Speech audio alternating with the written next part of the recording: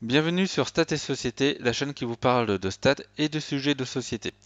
Donc ce matin, c'est l'actu des sondages avec trois sondages publiés dans la journée d'hier.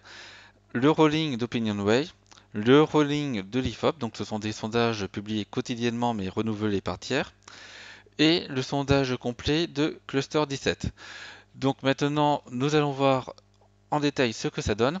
Donc ici, nous avons OpinionWay avec comme on peut voir, aucun score qui ne bouge par rapport à hier. Donc nous avons toujours Emmanuel Macron en tête à 25%, suivi par pas par Valérie Pécresse, mais par Marine Le Pen à 17%. Ensuite Valérie Pécresse à 16%.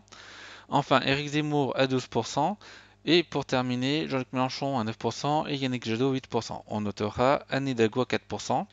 OpinionWay ne teste pas de candidature de Christiane Taubira pour le moment. Hop. Donc maintenant, pour continuer, on va voir ce que donnent les premiers tours vus par l'IFOP. Donc l'IFOP teste deux scénarios de premier tour, l'un avec Christiane Taubira et l'autre sans Christiane Taubira. Donc là, on est dans la version sans Christiane Taubira. On voit que si l'ordre n'est pas inversé, on a un resserrement entre Valérie Pécresse et Marine Le Pen. Derrière, un Emmanuel Macron qui se maintient à 27%. Alors, certes, les variations sont inférieures à la marge d'erreur. Plus 1% pour Valérie Pécresse, moins 0,5 pour Marine Le Pen. Cependant, les deux combinés font un resserrement d'écart de 2% hier à 0,5 points aujourd'hui. Donc c'est quand même une réduction un petit peu importante, même si on ne peut pas forcément dire que c'est significatif. Ça note que les deux candidates restent au coude à coude. Pour le reste des candidats, il n'y a pas vraiment de changement, si ce n'est des 0,5 points par-ci, 0,5 points par-là, mais rien qui ne bouleverse le sondage. On va passer maintenant donc à l'hypothèse avec Christiane Taubira.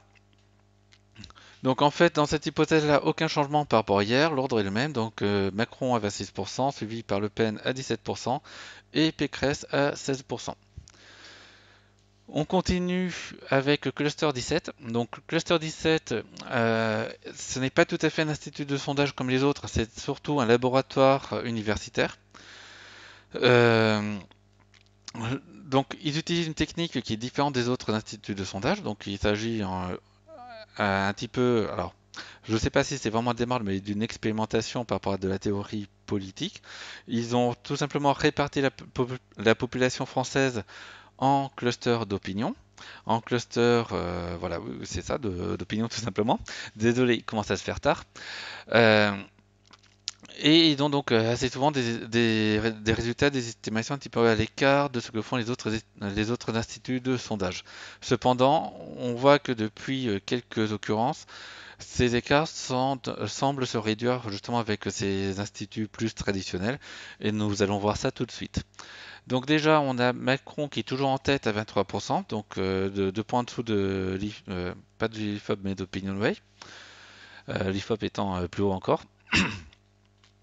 Marine Le Pen qui suit à 15%, donc l'ordre est le même que chez les autres instituts, et ensuite Valérie Pécresse. On notera comme principale différence par rapport aux autres instituts de sondage les scores pressentis pour Jean-Luc Mélenchon et Christiane Taubira. Donc Jean-Luc Mélenchon à 2,5% et 2,5 points au-dessus du meilleur sondage dans les autres instituts actuellement. Il est crédité plutôt de 8 à 10% par ailleurs. Idem pour Taubira, puisque là je rappelle qu'on est dans une estimation où tous les candidats de la gauche sont là, donc Anne Hidalgo est là par exemple. Donc en théorie, c'est plutôt autour de 3,5% que Christian Taubira a dans les autres instituts de sondage selon cette hypothèse. Ici, nous avons un 5,5%, donc ce qui donne une gauche rassemblée à un peu plus de 30%, là où les autres instituts donnent une gauche rassemblée à environ 25%, donc un écart qui cette fois-ci devient un peu plus important. Cependant, c'est bel et bien les résultats du premier tour de la présidentielle qui permettra de dire quel institut avait raison dans sa méthodologie. Donc on verra ça, et justement, c'est à ce moment-là que l'on verra si Cluster a eu raison de faire des sondages autrement, tout simplement. Maintenant que nous avons vu les premiers tours, nous allons nous intéresser au second tour. Alors le premier second tour, c'est celui qui opposerait donc Emmanuel Macron à Marine Le Pen. Un tout petit changement du côté d'OpinionWay avec un petit resserrement de 1 point, donc c'est inférieur à la marge d'erreur. L'écart reste très important. On verra ces prochains jours si cela se confirme, sachant que c'est un sondage en rolling, donc on a un seul tiers du panel qui a été renouvelé entre lundi et hier mardi. Donc au niveau de ce même second tour chez l'IFOP, on a aussi un petit resserrement de 1 point, donc toujours des écarts qui restent très importants. C'est toujours inférieur à la marge d'erreur puisque ce sont les mêmes effectifs de sondage. Et on verra bien évidemment ces prochains jours, sachant que c'est le même principe de rolling, donc 1500 personnes et 500 qui sont renouvelées chaque jour. Alors, pas de second tour chez Cluster 17, donc on va pas reparler de Cluster 17 maintenant. On revient donc au Opinionway pour regarder le second tour qui opposerait Emmanuel Macron à Valérie Pécresse, donc c'est l'autre hypothèse de tester. Ici, pas de changement, Valérie Pécresse reste à 46% et Emmanuel Macron à 54%, donc un écart qui reste très important. Au niveau de l'IFOP, on a quelque chose de légèrement différent, puisque là, cette fois-ci, Valérie Pécresse monte d'un petit point à 47% contre Emmanuel Macron qui serait à 53%. La variation reste bien évidemment inférieure à la marge d'erreur. Et l'écart entre deux reste assez important, même si ça doit être favorablement accueilli chez les républicains en ce moment. Euh, donc voilà ce qu'on peut dire sur ces différents sondages. Alors la suite probable, puisque bon, les instituts n'annoncent pas forcément la publication de sondages publiquement en avance, mais très probablement que demain on aura le sondage Harris qui va faire parler de lui. Donc Harris, il me semble pour le magazine Challenge.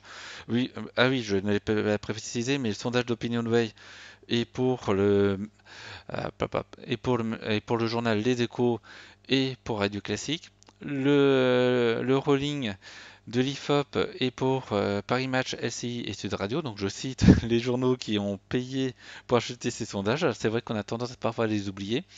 Et quant à Cluster 17, eux ils se sont trouvés un client. Donc jusqu'ici ils faisaient des autopublications. Et c'est Marianne donc, que j'ai affiché ici qui publie dorénavant les sondages de Cluster 17.